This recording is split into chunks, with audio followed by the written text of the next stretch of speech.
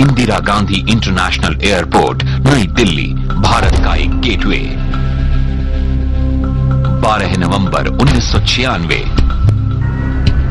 शाम 6 बजे के ठीक बाद यानी सूर्यास्त के समय सऊदी अरेबियन एयरलाइंस की फ्लाइट 763 ने उड़ान भरी। इस प्लेन पर 279 मुसाफिर थे। इनमें खाड़ी देशों में अपने काम पर लौट रहे कई भारतीय कामगार भी थे। उस शाम यूनाइटेड स्टेट्स एयरफोर्स का एक कार्गो प्लेन भी लैंडिंग के लिए आ रहा था। एयरफोर्स का जेट होने के बावजूद इस फ्लाइट की जिम्मेदारी दत्ता के पास थी। Saudi 763 approaching 140 for hire। Saudi flight 763 अपनी अंतिम निर्धारित ऊंचाई 14,000 फुट पर पहुंच गई थी। इसके पायलट्स ने और ऊपर जाने की अनुमति मांगी। ठीक है, 140 पर बने रहिए, ऊपर जाने के लिए स्टैंड बाय। आने और जाने वाले प्लेन्स के बीच तालमेल बनाए रखने के लिए दत्ता चाहते थे कि सऊदी फ्लाइट अभी और ऊपर न जाए। सऊदी 763 140 पर रहेगी।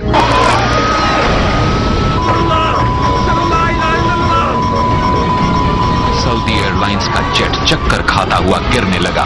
Delhi, this is 1815। 1815 फिर से बताइए। नई दिल्ली के एयरपोर्ट पर खौफ का माहौल बनने लगा था।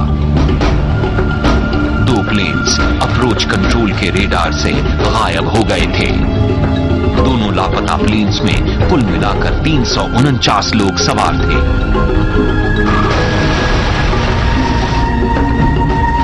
यूएस एयरफोर्स के पायलट टिम प्लेस ने जल्दी ही सबसे बुरी आशंका की पुष्टि कर दी। Delhi, this is 1815। 1815। आपने क्या देखा? जमीन पर 2 अलग अलग जगह पर आग लगी है। 2 जगहों पर आग लगी है। चरखी दादरी दिल्ली से 65 किलोमीटर पश्चिम में स्थित एक कस्बा है। इसके सरसों और अनाज के खेत 2 दुर्घटनाग्रस्त प्लेन्स के मुड़े तुड़े मलबे में लगी आग से धधक रहे थे। सुबह होने तक इस हादसे में किसी के जिंदा मिलने की उम्मीद खत्म होने लगी थी। दोनों प्लेन्स में कोई मुसाफिर नहीं बचा था। 349 लोग मारे गए थे। ये अब तक हवा में प्लेन्स की सबसे भयानक भिड़ंत थी। इस हादसे की खबर समूची दुनिया में फैल गई।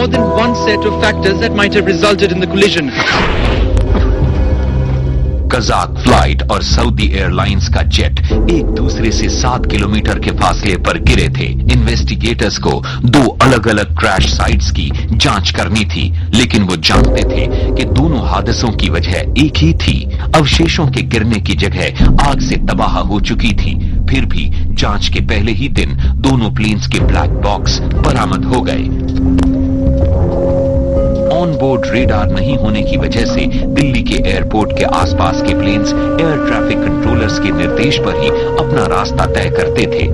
वी के दत्ता पर काफी दबाव था।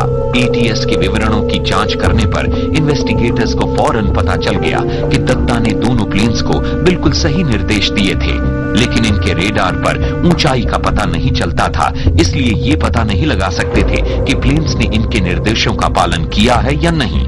इन्वेस्टिगेटर्स इस नतीजे पर पहुंचे कि कॉकपिट में खराब कम्युनिकेशन और एक मामूली सी गलतफहमी से यह भयानक हादसा हुआ, जिसमें लगभग 350 लोग मारे गए। लेकिन वो टेक्नोलॉजी मौजूद थी जो इस हादसे को रोक सकती थी। हादसे के समय भारत ने सेकेंडरी रेडार वाले एयर ट्रैफिक कंट्रोल सिस्टम या ज्यादा सोफिस्टिकेटेड कम्युनिकेशन और नेविगेशनल उपकरणों के लिए 11 करोड़ 80 लाख डॉलर के ऑर्डर दिए हुए थे। इस सिस्टम को असल में हादसे से 2 सप्ताह पहले ही लग जाना चाहिए था, लेकिन हादसे वाले दिन तक इसे खोला भी नहीं गया था।